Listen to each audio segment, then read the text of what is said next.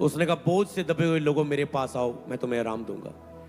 हो सकता है आप किसी भी तरह के बोझ में होंगे, आपके ऊपर बहुत कर्जा होगा, जब आपकी प्यारी माँ आज बीमार होगी, या हो सकता है आपकी बेटी बीमार होगी, या हो सकता है आपका बेटा नशे में होगा, या हो सकता है आपका पिता नशे में है, या हो सकता है आप जॉब ना होने के कारण दुखी हैं, आपके डोर्स बंद है, आपकी लाइफ सेटल नहीं हो रही, आप ना ही तो कोई जॉब मिल रही है, ना ही तो कोई बिजनेस चल रहा है, ना ही तो कोई फॉरेन का डोर खुल रहा है। हो सकता है आप अपने जीवन में तंग हैं, अपने जीवन को लेकर, लाइफ को लेकर। हो सकता है जूत आए, हो सकते हैं जवान आए, हो सकते हैं आप किसी चिंता में हो सकते हैं, किसी चक्कर में फंसे हुए हो सकते हैं, किसी नशे, किसी व्यभिचार में, किसी लड़की के चक्कर में फंसे हो सकते हैं। हो सकता है आप अपने जीवन में टूट चुके हो सकता है आप तो अपने जीवन में बिखर चुके हो। पर मैं आपको बताना चाहता हूं, हो सकता है आपकी लाइफ में बहुत बोझ है, कर्जे का बोझ है, गरीबी का बोझ है। हो सकता है आपकी लाइफ में किसी बात को लेकर डर रहता है, हो सकता है आपकी लाइफ में बहुत आप घबराए से रहते हैं, एक चिंता सी रहती है, एक निराश मन सा रहता है। पर जीसस ने कहा मेरे पास आओ, मैं तुम्हें आराम दूंगा। मैं आपको बताना चाहता हूं, आपकी एक ड्यूटी खत्म हो चुकी, आप प्रभु के पास आ चुके हैं। आज से आपको आराम मिलना शुरू होगा ही होगा यीशु के नाम में। यह वचन है, आपको फायदा दिखना शुरू होगा, आपकी बॉडी में असर आना शुरू होगा। पर आगे परमेश्वर की क्या कॉलिंग है? अगर आप चाहते कि परमेश्वर आपकी लाइफ में और बड़े काम को करे, तो आपको उस तरीके को फॉलो करना है कि परमेश्वर चाहता क्या है, परमेश्वर मुझसे क्या चाहता है। जवान बहनों भाइयों को मेरा मैसेज है, बस ये 20, 22, 23 एज तक, 20, 22, 23 एज तक संभल जाओ। खास करके 25 तक भी ख्याल रखो अपना, 25 तक ख्याल रखो अपना। जब जिम्मेवारियां पड़ेंगी उसके बाद खुद अकल टिकानी आ जानी, खुद तुसी पुठियां चीजां च नहीं जाना। जब जिम्मेवारी होनी, जब समझ आनी है कि कोई नहीं मासी मुसी बाहर बुलाने वाली। कपड़े वाले जब शोरूम पर मुझे पोछा लगाने का काम मिला, तब याद आ गई, नानी याद आ गई, फिर मासी याद आ गई। तब पता चला कि जवानी का जोश ही बोल रहा था। हालेलुया। पर जीसस ने आज उसी व्यक्ति को उठाया है और वो तुझे भी उठाएगा। तुम सही जगह पर टाइम पर चर्च आ चुके हो। अगर तुम फिर भी इसे कंटिन्यू ना करो चर्च आने वाला, मैं कह रहा हूं तेरे जैसा कोई मूर्ख नहीं होगा जो कल जाकर रोएगा अपने गलत बुरे भविष्य के कारण। फिर पछताने का कोई फायदा नहीं, क्योंकि फिर बहुत से संघर्ष ले लेते हो। आपको गुस्सा आता है जब कोई आपको अच्छा बनने के लिए बोले। तो आज 2 दिन पहले प्रभु मुझे याद दिला रहा था, इसलिए पवित्र आत्मा ने आज ये बात कहनी थी जवानों से। आज मुझे वो टीचर अच्छे लग रहे जो हमें डांटते थे, पढ़ाते थे, और वो टीचर जो उस समय अच्छे लगते थे, इन्होंने हमें डांटा क्यों नहीं, इन्होंने हमें समझाया क्यों नहीं, जिन चीजों में हम कमजोर रह गए।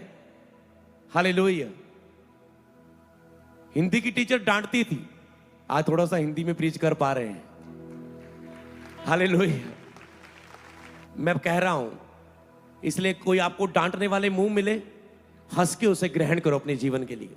वो आपकी मां हो सकती है, आपकी बहन हो सकती है, आपकी सिस्टर हो सकती है, उसके लिए थैंक्स करो। बहनों, जवान भाइयों, वो आपको सेव कर रहे हैं। तो जितने भी पहली बार और चर्च में आए हैं, कभी चर्च नहीं गए, आपके पास सुसमाचार मिला, पोस्टर मिला, आप पहली बार चर्च में आए हैं, किसी रिश्तेदार ने बताया, फेसबुक में देखा, आपने यूट्यूब में देखा, किसी दोस्त ने बताया, रिश्तेदार ने बताया, फ्लेक्स बोर्ड को देखा, पोस्टर को देखा, या आपके घर में सुसमाचार मिला, किसी भी माध्यम के द्वारा, हम आपका दिल से धन्यवाद करते हैं कि आप प्रभु की हुजूरी में, और तारीफ करो परमेश्वर के लोगों के लिए। प्रभु ने कहा बुलाए हुए बहुत है, पर चुने हुए थोड़े हैं। परमेश्वर ने आपको अपनी हजूरी में बुलाया, आप आए, और जब आप परमेश्वर के बुलाए हुए आए हैं, तो अब आपने एक कदम तो बढ़ा दिया है। उसने कहा बोझ से दबे लोगों मेरे पास आओ, मैं तुम्हें आराम दूंगा। आप आ तो गए हैं परमेश्वर की हजूरी में,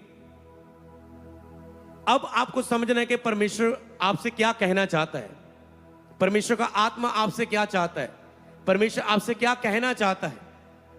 अब आपको इस बात की ओर ध्यान देना है। हालेलुया। उसने कहा, बोझ से दबे हुए लोगों मेरे पास आओ, मैं तुम्हें आराम दूंगा। हो सकता है आप किसी भी तरह के बोझ में होंगे, आपके ऊपर बहुत कर्जा होगा, जब आपकी प्यारी माँ आज बीमार होगी, या हो सकता है आपकी बेटी बीमार होगी, या हो सकता है आपका बेटा नशे में होगा, या हो सकता है आपका पिता नशे में है, या हो सकता है आप जॉब ना होने के कारण दुखी हैं, आपके डोर्स बंद है, आपकी लाइफ सेटल नहीं हो रही, आप ना ही तो कोई जॉब मिल रही है, ना ही तो कोई बिजनेस चल रहा है, ना ही तो कोई फॉरेन का डोर खुल रहा है। हो सकता है आप अपने जीवन में तंग हैं, अपने जीवन को लेकर, लाइफ को लेकर। हो सकता है जूत आए, हो सकते हैं जवान आए, हो सकते हैं आप किसी चिंता में हो सकते हैं, किसी चक्कर में फंसे हुए हो सकते हैं, किसी नशे, किसी व्यभिचार में, किसी लड़की के चक्कर में फंसे हो सकते हैं। हो सकता है आप अपने जीवन में टूट चुके हो सकता है आप तो अपने जीवन में बिखर चुके हो। पर मैं आपको बताना चाहता हूं, हो सकता है आपकी लाइफ में बहुत बोझ है, कर्जे का बोझ है, गरीबी का बोझ है। हो सकता है आपकी लाइफ में किसी बात को लेकर डर रहता है, हो सकता है आपकी लाइफ में बहुत आप घबराए से रहते हैं, एक चिंता सी रहती है, एक निराश मन सा रहता है। पर जीसस ने कहा, मेरे पास आओ, मैं तुम्हें आराम दूंगा। मैं आपको बताना चाहता हूं, आपकी एक ड्यूटी खत्म हो चुकी, आप प्रभु के पास आ चुके हैं। आज से आपको आराम मिलना शुरू होगा ही होगा, यीशु के नाम में। यह वचन है, आपको फायदा दिखना शुरू होगा, आपकी बॉडी में असर आना शुरू होगा। पर आगे परमेश्वर की क्या कॉलिंग है? अगर आप चाहते कि परमेश्वर आपकी लाइफ में और बड़े काम को करे, तो आपको उस तरीके को फॉलो करना है कि परमेश्वर चाहता क्या है, परमेश्वर मुझसे क्या चाहता है। टीम इस माइक को प्रीचिंग मोड पे रखो पूरा, ताकि जो इजीली इसे बोला जाए साफ। तो आपको एक चीज पर ध्यान देना है। सबसे पहले आपको जानना होगा कि लेकिन धन्य है जो परमेश्वर को जानता और समझता है। सबसे पहला काम है, अगर आप अपनी जिंदगी में गवाही लेना चाहते, जैसे इन लोगों की गवाही बनी, पहला काम आपको परमेश्वर को जानना होगा, उसे समझना होगा। केवल जानना नहीं, उसे समझना होगा। आप जाने कि यीशु मसीह कौन है, क्यों आए दुनिया पर। यीशु से प्रार्थना करना सीखें, बाइबल को पढ़ना शुरू करें। सबसे महत्वपूर्ण बात, लगातार चर्च आना शुरू करें। लिखा, बोझ से दबे लोगों मेरे पास आओ, मैं तुम्हें आराम दूंगा। 6 दिन तो अपना काम काज कर, पर पहला दिन परमेश्वर की हजूरी में दे। हम जितने भी यीशु मसीह पर विश्वास करने वाले हैं, हम पहला एतवार शुरू होता है ना, संडे मंडे ट्यूसडे, एतवार सोमवार मंगलवार, हम पहले जो शुरू होता है एतवार, वो हम प्रभु के भवन में देते हैं। पूरा दिन हम प्रभु की हजूरी में देते हैं। सुबह आने में निकल जाती चर्च, शाम घर जाने में निकल जाती है, और रात को धन्यवाद करके हम सो जाते हैं। उन सब कामों के लिए जो हुए थे उन्हें याद करके, प्रभु को धन्यवाद देते हुए, प्रभु के हाथों में सौंपते हुए। तो ये एक दिन अगर आप हफ्ते का प्रभु को देना सीख जाए, और जो चर्च भी है, मैंने कहा आप अपनी लाइफ में सेव रहोगे, सुरक्षित रहोगे, और शांति में पूरा हफ्ता आपका निकला करेगा यीशु के नाम। जो लोग एतवार का दिन चर्च में नहीं होते, कई बार मैंने देखा वो हॉस्पिटलों में होते हैं, पूरा महीना मांग रहे होते लोगों से पैसे, चिंता और डिप्रेशन लेके बैठे हुए होते, क्योंकि उसने कहा मेरा घर प्रार्थना का घर होगा, और प्रार्थना में ही आपको शांति मिलती है। जब संडे आप शांति के स्थान पर नहीं आए, तो सारा दिन आप चिंता में रहते हैं। वो चिंता कौन देता है? परमेश्वर नहीं देता। हमारा परमेश्वर दुनियादारी वाला परमेश्वर नहीं है, जैसे दुनिया के परमेश्वर है कि अगर संडे नहीं आए तेरी लात बांध, तेरी टांग तोड़ दूंगा। हमारा परमेश्वर ऐसा नहीं है। हमारा लिखा, हर एक व्यक्ति अपनी अभिलाषा में खिंचकर परीक्षा में पड़ता है। अभिलाषा जब गर्भवती होती वो पाप को जन्म देती है, और पाप मृत्यु को जन्म देता है। मतलब जब आप संडे नहीं आते, तो आपकी जो बाहरी मनुष्य है वो आपके विरोध में खड़ा हो जाता है। फिर आपसे सोमवार प्रार्थना नहीं होती, आपकी प्रार्थना टूट जाती है, क्योंकि अपने चर्च की वो ग्रेस, वो ताकत, अंदरूनी मनुष्य को सामर्थ्य बनाने के लिए आप संडे चर्च में नहीं आए। तो जब आपके सामने कोई चिंता, कोई भी बात है, हल्की छोटी सी बातों की आप चिंता करते जा रहे हैं, छोटी छोटी बातों में हस्बैंड वाइफ लड़ते जा रहे हैं, छोटी छोटी बातों में बच्चे माता पिता से लड़ते जा रहे हैं, छोटी छोटी बातों में चिंता, बड़ी बड़ी चिंता लेते जा रहे हैं, बात कुछ भी नहीं, छोटी सी बात आपको पाप में गिरा रही है,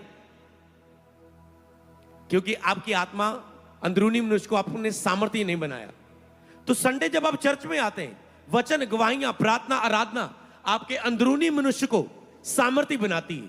जैसे फ्राइडे हमने प्रार्थना के विशेष स्थान में प्रार्थना करवाई, अंदरूनी मनुष्य को सामर्थ्य बनाने के लिए, और बाहरी मनुष्य के विरोध में घोषणाओं की प्रार्थना हमने की थी।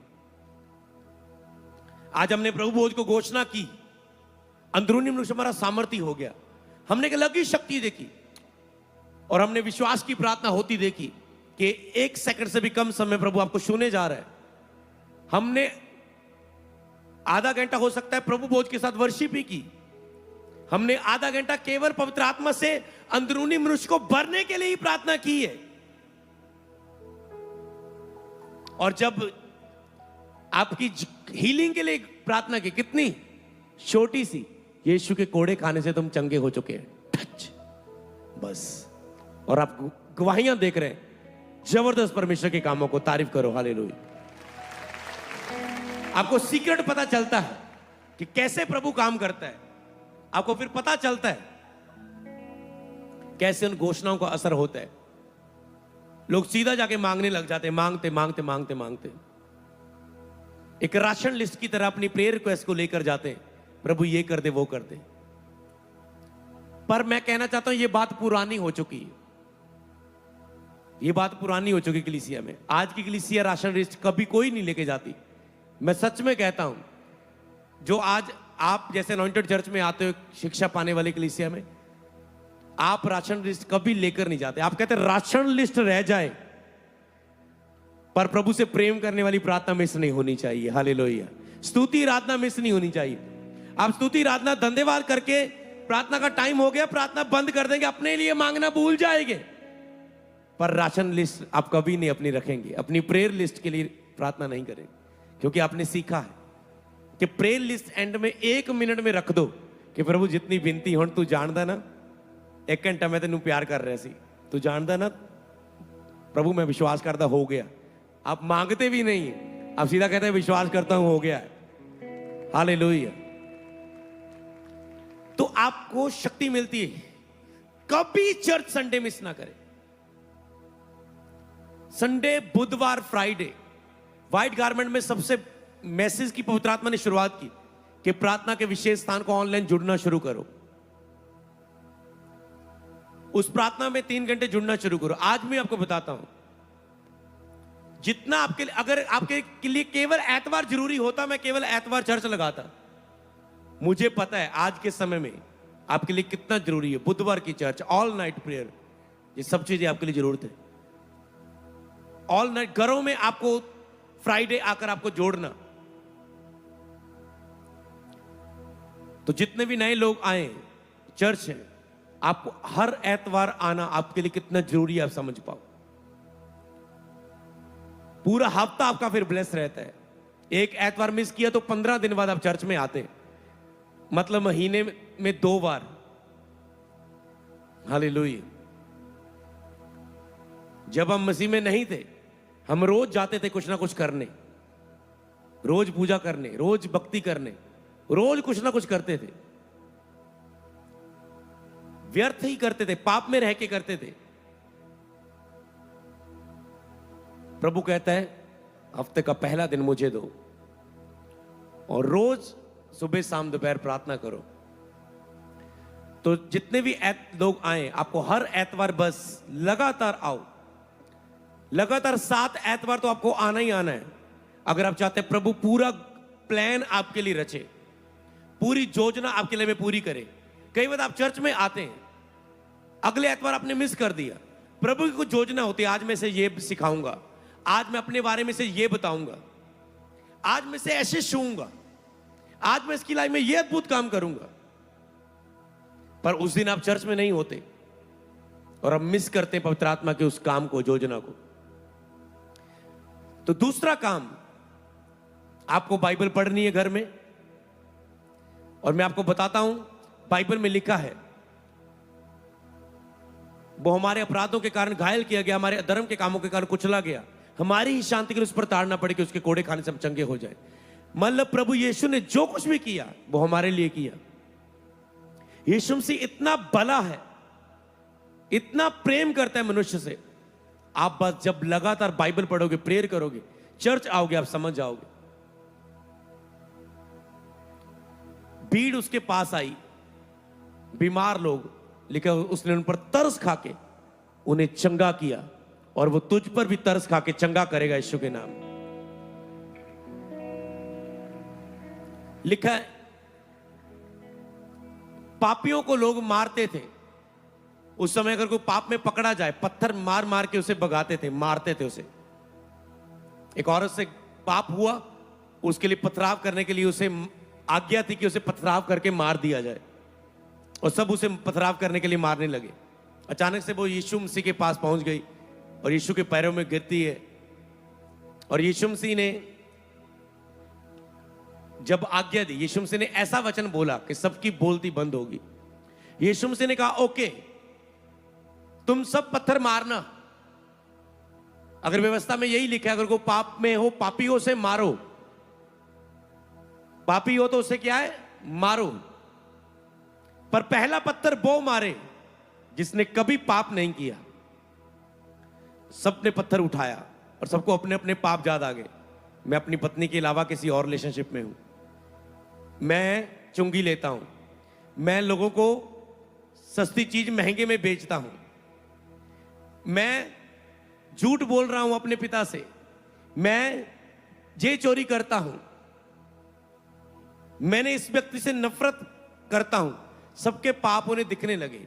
इसलिए जब चर्च में आप आते हैं, प्रभु पापियों से नफरत नहीं करता, यीशु कहता है। और उसके बाद जब सबके पाप नजर आए, जब चर्च में आप आते, प्रभु आपके पाप दिखाता है कि बेटा, ये पाप तुम्हारे अंदर है और तुम इसे अपनी ताकत से छोड़ भी नहीं सकते, इसलिए तुझे मेरी जरूरत है।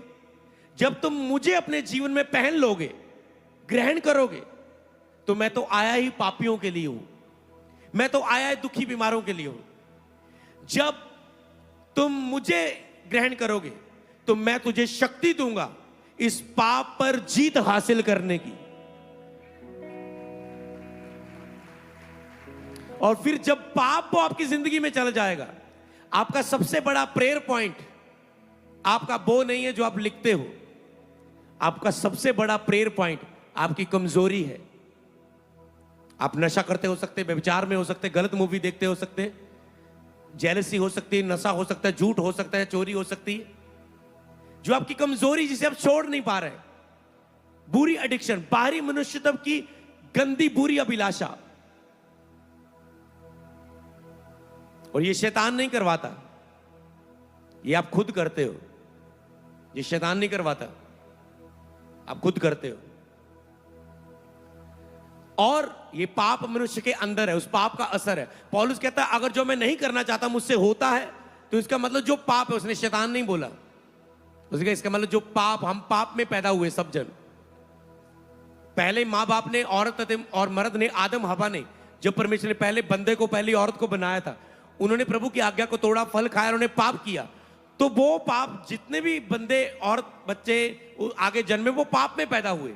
तो जो पाप है एक मनुष्य के अंदर है, वो उससे गलत करवाता है। यार मैं गंदा देखना नहीं चाहता, फिर भी होता है। मैं गंदी मूवी नहीं देखना चाहता, बार बार फिर भी देखता हूं। जब मैं गुस्सा नहीं करना चाहता, फिर भी मुझसे होता है। मैं माफ करना चाहता हूं दूसरों को, फिर भी नहीं कर पाता हूं। फिर भी दूसरों के लिए कड़वाहट रहती मेरे अंदर।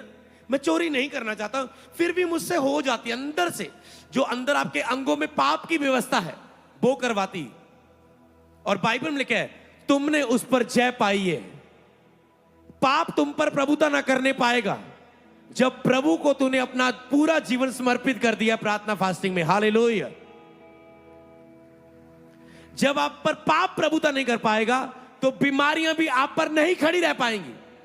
सिस्टर आई कहती, ओ मैंने कहा रसौली, नहीं नहीं प्रभु पर मुझे भरोसा है, मैं प्रार्थना करूंगी। और सॉली बड़ी बाहर निकल आई, हालेलुया, बिना ऑपरेशन। एक परिवार को डॉक्टर, कोई 10 साल से बेबी नहीं, आपने देखा कैसे प्रेयर हुई। और जब आप ग्रेस के नीचे आते हैं फिर आपकी प्रेगनेंसी सुरक्षित रहती है। जब आप प्रार्थनाओं के नीचे रहते हैं, आप रेगुलर चर्च नहीं आते। मैंने ऐसी बहनों को भी देखा 7वां महीना, 8वां महीना, 9वां महीना वो चर्च में होती है। लुधियाना मीटिंग में गया, सिस्टर कहते प्रेयर करवानी है, पता नहीं कल, पता नहीं परसों, कहते इस हफ्ते पता नहीं, कहते डिलीवरी है मेरी, ले हैंड कर दो। लोग आत्मिक माहौल में रहते हैं, मतलब जहां आपको केयर करनी वहां केयर करनी, पर जहां आप फालतू की ज्यादा ही टेंशन लेके कई बार बैठ जाते, प्रेयर भी मिस कर देते।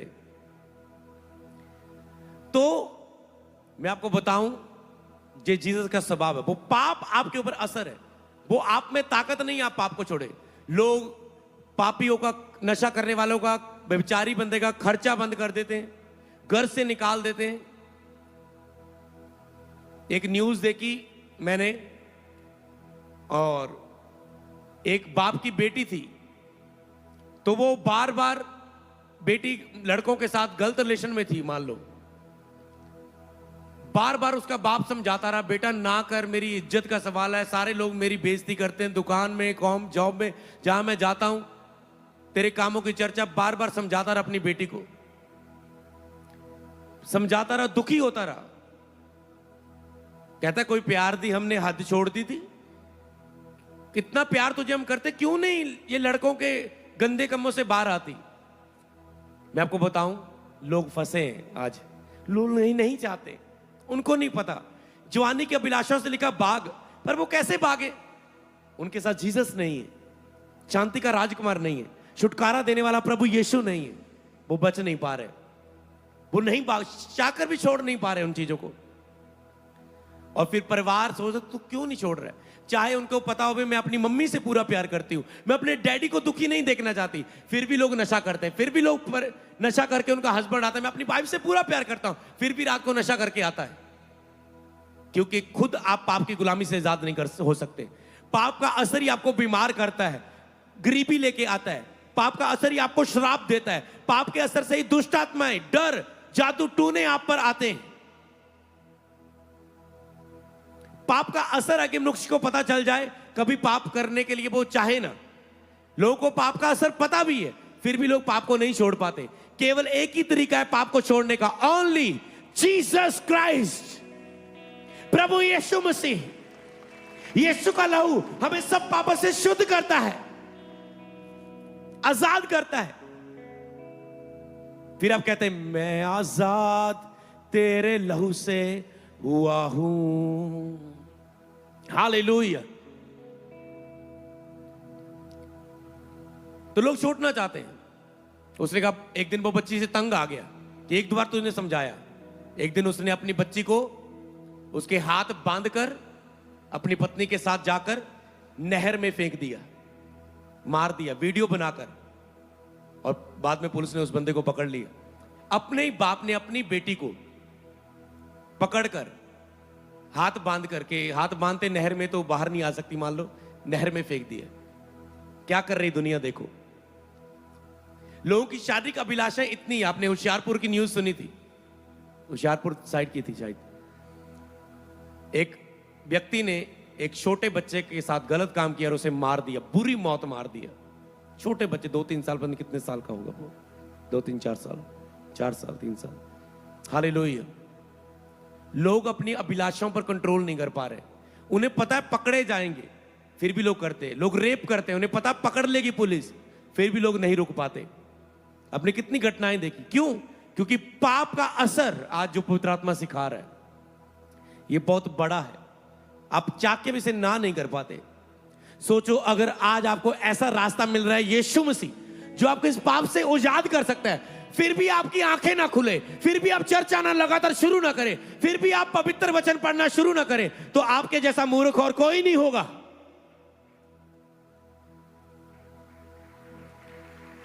कोई नहीं मूर्ख होगा आपके जैसा। जो देखते हुए इतने चमत्कार देख के भी लोग जीसस के पीछे चलना शुरू ना करें, अपनी दिमाग की कहानियां बनाते रहें, लोगों की बातें सुनते रहे, रिश्तेदारों की बातें सुनते रहे, मेरी मम्मी क्या कह रही, मेरा परिवार क्या कह रहा है, अरे वचन क्या कह रहा है, आज ये सुनो, जिसने तुझे बनाया है दुनिया में,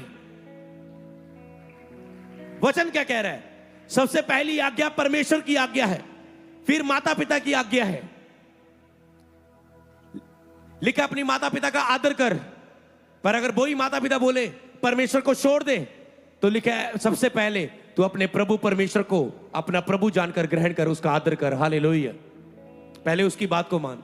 अगर माता पिता बोले चर्च नहीं जाना संडे, टांग तोड़ दूंगा, घर से निकाल दूंगा, आप कहते हैं कि जिस परमेश्वर को मैंने जान लिया वो मुझे घर भी देगा, मेरा परिवार भी कल मुझे देगा, मुझे जॉब भी देगा, मुझे एक मकान पे खड़ा भी होके देगा। आप कहे एक बार मम्मी पापा मुझ पर बिलीव करो, मैं सही जगह जा रहा हूं, आपको मैं अच्छी पोस्ट पर चाहिए हो, ब्लेस मुझे देखना चाहते हो, मैं कह रहा हूं मुझे 2-3 साल जाने दो चर्च, आप देखना मैं कहां होऊंगा। आपको भरोसा होना चाहिए अपनी भक्ति पर और उसके नाम पर। हालेलुया। इसीलिए ये है पाप का असर जो लोगों को नाश कर रहा है। और एंड पाप का लेकिन हर एक व्यक्ति अपनी अभिलाषा से खींचकर, अभिलाषा खींचती है, चल गंदा देख, फिर वो गंदी मूवी देखता है, गंदी मूवी में बहुत गंदा गंदा देख रहा है, उसे लगता है मैं और गंदा करूं और गंदा करूं और गंदा करूं, और जो व्यक्ति देखता है वही व्यक्ति करता है। अगर तुम रोज चर्च आके, संडे चर्च आके, बुधवार आके, हर मेरे क्रूसर्स में आके लंगड़े चलते देखो, अंधे देखते देखो, बहरे सुनते देखो, तो कल तुम चाहोगे मैं भी यही करना चाहता हूं, प्रभु मुझे भी यूज कर। फर्क यह है, तूने अपनी जवानी के दिनों में गेड़ियां मारी, नशे खाए, लड़कियों के पीछे भागे हो, एक से चक्कर, दूसरे से चक्कर, तीसरे से चक्कर, पर हमने अपनी जवानी को जीसस को दे दिया, और इसलिए हम यहां हो और तुम कहां हो। इसलिए कि अपनी जवानी के समय परमेश्वर को याद रख, यही टाइम, राइट टाइम है परमेश्वर के पास आने का। कई बार लोग बोलते हैं ये तेरा पढ़ने का टाइम है, ये तेरा कुछ बनने का टाइम है। आज लोगों ने बहुत पढ़ाई लिखी खाई की है, उनके पास जॉब नहीं, क्योंकि परमेश्वर नहीं है उनकी जिंदगी में। परमेश्वर का हाथ है, जहां भी जाओगे आप पर आशीष होगी। हालेलुया। आज लोगों ने डिग्री डिप्लोमा कर रहे हैं, फिर भी रेडी लगा रहे हैं, फिर भी चाय बेच रहे हैं, फिर भी फास्ट फूड की रेडी लगाई। क्यों? क्योंकि परमेश्वर का हाथ नहीं है, जीवित परमेश्वर का, जीसस का हाथ नहीं। आज लोग सारा साल डट के पढ़ते हैं, एग्जाम देने के समय बीमार हो जाते हैं, सारी फेल हो जाते हैं, एग्जाम नहीं दे पाते, बिस्तर पर चले जाते हैं, बीमार हो जाते हैं। सारा एग्जाम आता है, अचानक से क्वेश्चन पेपर देख के डर आ गया अंदर, दुष्ट आत्मा का अटैक हुआ एग्जाम देते हुए, फेल हो गए पेपर में। क्या करेगी तुम्हारी खुद की मेहनत अगर खुदा तुम्हारे साथ नहीं है? परमेश्वर को साथ लेके पढ़ो, परमेश्वर को जो कुछ भी करो परमेश्वर को साथ लेके करो। हालेलुया। जो कुछ उसके बिना तुम बटोरोगे वो तुम बखेरोगे। एक बंदे ने सारी में, मान लो संडे चर्च, कई बात है ना, जो बाटियां का टाइम आना ना, छिट्टे चुगण चल जाती है भैन। हाँ, संडे भी आ जाए, बाटियां के दिनों कई लोग चर्च की अटेंडेंस कम हो जाती थोड़ी सी, जब कोई भी सीजन आ जाए किसी भी तरह का, वो वहां होते हैं पूरा बिजी। मान लो तुम जो दाने इकट्ठा कर रहे हो, एक एक छिट्टा कनक का खेत में, संडे मिस करके, और तुम लेके जा रहे हो, और तुम जब उसे साइकिल पर बोरे को लेके जा रहे, तुम्हें पता चला सुनसान इलाके में कि पीछे एक सुराख हो गया, सारा बोरे के बीच में से जितना दाने थे गिर गए।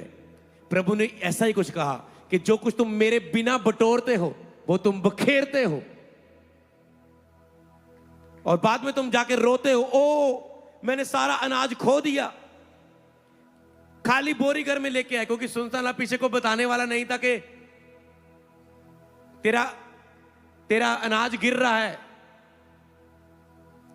जब आपकी लाइफ में अगुआ नहीं होता बताने वाला कि तू परमेश्वर के बिना बटोर रहा है, तो तुम बखेरते हो फिर। हालेलुया।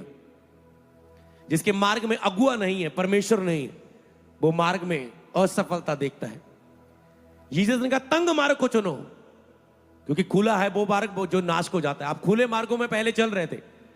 चर्च का मार्ग आपको तंग लगेगा, यार संडे काम बंद करना है, संडे चर्च आना है। अरे तेरा काम इतना ही ज्यादा बिजी है, संडे नहीं आ सकते, बुधवार रात को आ जाओ। बहाने वाले बहाने बनाते हैं। जिन्होंने बढ़ना है ना, वो बहाने नहीं बनाते, वो प्यार करते खुदा से, वचन से, उसकी हुजूरी में आते हैं। संडे तुम छोड़ नहीं सकते। मान लो एक संडे ज्यादा ही काम है तुम्हारा, इसलिए बुधवार की सभा भी है चर्च में कि तुम 6 बजे काम पे जाओ, 8 बजे चर्च आ जाओ, 12 बजे मीटिंग अटेंड करो, 1 बजे सो जाओ, सुबह 5-6 बजे उठो, फिर से काम पे चले जाओ। क्या प्रॉब्लम है? बहाना नहीं चलेगा। परमेश्वर तुम्हारी आत्मा को बचाना चाहता है। हालेलुया। तो कितने समझे आज के इस वचन को? यीशु बहुत अच्छा है। जीसस ने कहा वो पहले पत्थर मारे जिसने कोई पाप नहीं किया। सबने अपने पत्थर फेंक दिए। जीसस ने कहा ए स्त्री जा, मैं भी तुझे माफ करता हूं, दोबारा पाप ना करना। हालेलुया। यीशु मसीह आपको पाप से आजाद करेगा और बाद में आज्ञा भी देता है दोबारा पाप ना करना बपतिस्मा लेने के बाद। अब तेरा काम है चर्च आना, प्रभु भोज लेते रहना, बाइबल पढ़ना, प्रेयर करना, बीज बोना, संगति रखना, ग्रुप प्रेयर करना, पारिवारिक प्रेयर करना, अपना बेसिक फॉलो करना, ताकि तुम्हारा अंदरूनी आत्मा सामर्थ्य रहे। लेकिन आत्मा के अनुसार चल के तुम शरीर की अभिलाषा का विरोध कर सकते हो। एक बार बपतिस्मा लेके आप सारी जीवन भर के लिए पाप से छूट नहीं जाते। आपको फिर पवित्र आत्मा दिया जाता है, लेकिन फिर उस आत्मा के अनुसार चल के देह की क्रियाओं को मारो। पहले मसीह में आने से पहले मुझ में देह की क्रियाओं को मारने की ताकत नहीं थी। जैसे ही पवित्र आत्मा पाया, फिर मैं पवित्र आत्मा की शक्ति में बढ़कर देह की क्रियाओं को मारने लगा और अपनी बुलाहट में आज खड़ा हूं। हालेलुया।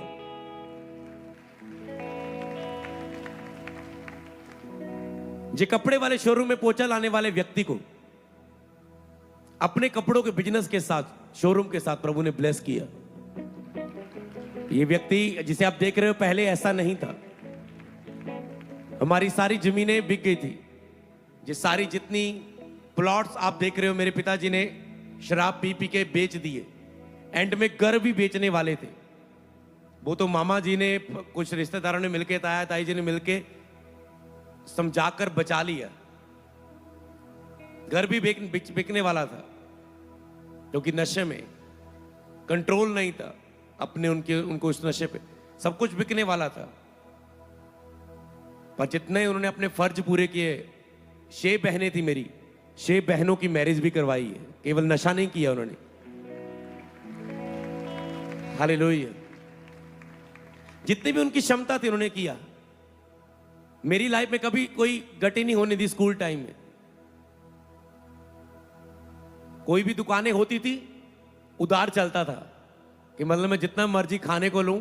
स्कूल में जाता था, खाता था, अपने दोस्तों को बांटता था, जो कुछ मर्जी उठाऊं, पैसे मांगने की जरूरत नहीं फैमिली से। हालेलुया। पर केवल नशे ने उनकी लाइफ को खराब कर दिया था। मसीह में नहीं थे। स्कूल से वापस आ रहा हूं, रास्ते में मुझे कोई पिंड में कोई मोटरसाइकिल की ऐसे लगा बैंक के बाहर, बाइक खरीदने वाला। मुझे रोक के बोला बता कौन सी बाइक चाहिए।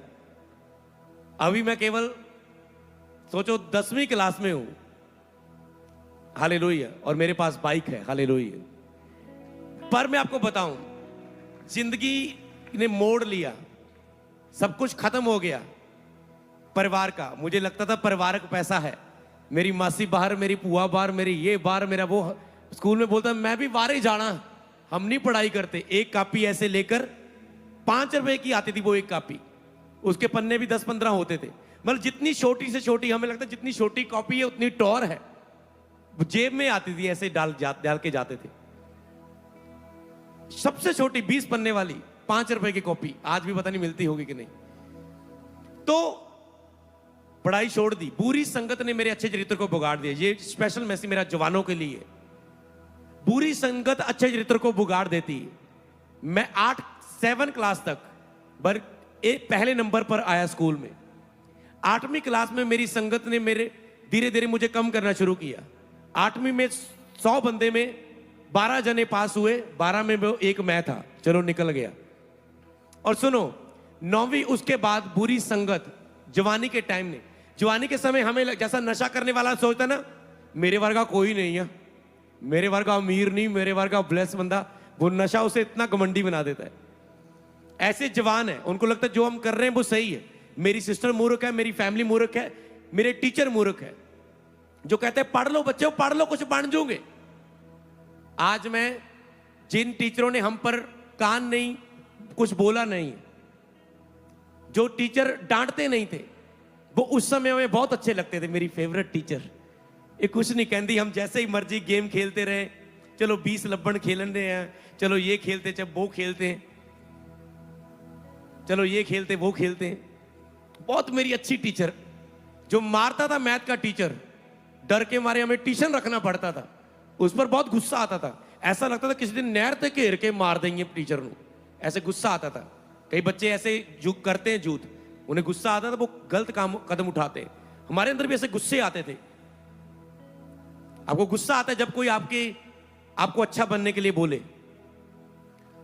तो आज 2 दिन पहले प्रभु मुझे याद दिला रहा था, इसलिए पवित्र आत्मा ने आज ये बात कहनी थी जवानों से।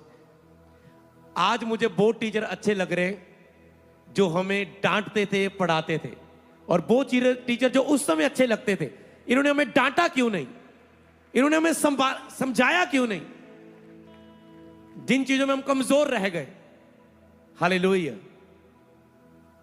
हिंदी की टीचर डांटती थी, आज थोड़ा सा हिंदी में प्रीच कर पा रहे हैं। हालेलुया। समझ पा रहे हैं। तो चल का खाता आंदा सिगा, माड़ा पता तो था, बाकी प्रभु ने सिखाया, क्योंकि प्रभु में आने में तो कुछ भी नहीं था, कुछ तो पता था। मैं कह रहा हूं, इसलिए कोई आपको डांटने वाले मुंह मिले, हंस के उसे ग्रहण करो अपने जीवन के लिए। वो आपकी माँ हो सकती है, आपकी बहन हो सकती है, आपकी सिस्टर हो सकती है, उसके लिए थैंक्स करो। बहनों, जवान भाइयों, वो आपको सेव कर रहे हैं। जवान बहनों भाइयों को मेरा मैसेज है, बस ये 20, 22, 23 एज तक, 20, 22, 23 एज तक संभल जाओ। खास करके 25 तक भी ख्याल रखो अपना, 25 तक ख्याल रखो अपना। जब जिम्मेवारियां पड़ेंगी उसके बाद खुद अकल टिकानी आ जानी, खुद तुसी पुठियां चीजां च नहीं जाना। जब जिम्मेवारी होनी, जब समझ आनी है कि कोई नहीं मासी मूसी बाहर बुलाने वाली। कपड़े वाले जब शोरूम पर मुझे पोछा लगाने का काम मिला, तब याद आ गई, नानी याद आ गई, फिर मासी याद आ गई। तब पता चला कि जवानी का जोश ही बोल रहा था। हालेलुया। पर जीसस ने आज उसी व्यक्ति को उठाया है, और वो तुझे भी उठाएगा। तुम सही जगह पर, टाइम पर चर्च आ चुके हो।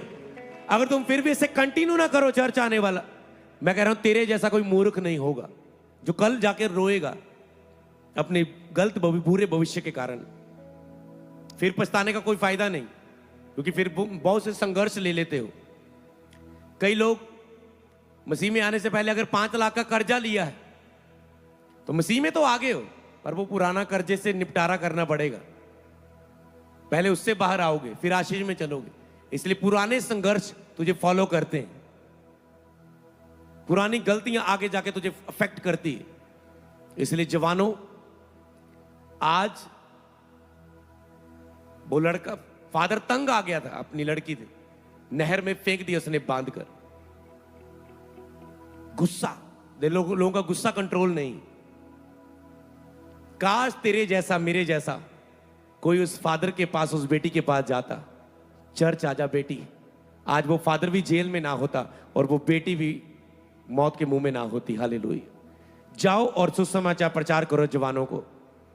आज मैं कहता हूं, जाओ और प्रचार करो। उनको नहीं पता हम क्या कर रहे हैं, दिखाओ तो सही उन्हें सच्चाई का मार्ग एक बार। हालेलुया। चंडीगढ़ साइड में बहुत से यूथ पाप में हैं, कॉलेज में, यूनिवर्सिटी में, लड़कियां, लड़के, जाओ उनको बचा लो। बहुत सारे लोग तंग आ चुके अपने परिवार में, सुसाइड करना चाहते हैं, जाओ उन्हें बचा लो। उनके पास शांति नहीं। अमीर लोग चिंता के कारण, निराशा के कारण, डिप्रेशन के कारण सुसाइड कर रहे हैं, जाओ उन्हें बचा लो, क्योंकि उनके पास शांति नहीं है। जाओ शांति का राजकुमार यीशु उन्हें दो। हालेलुया। यीशु बुलाता तुझे, कहे उनके पास जाके, यीशु बुलाता तुझे।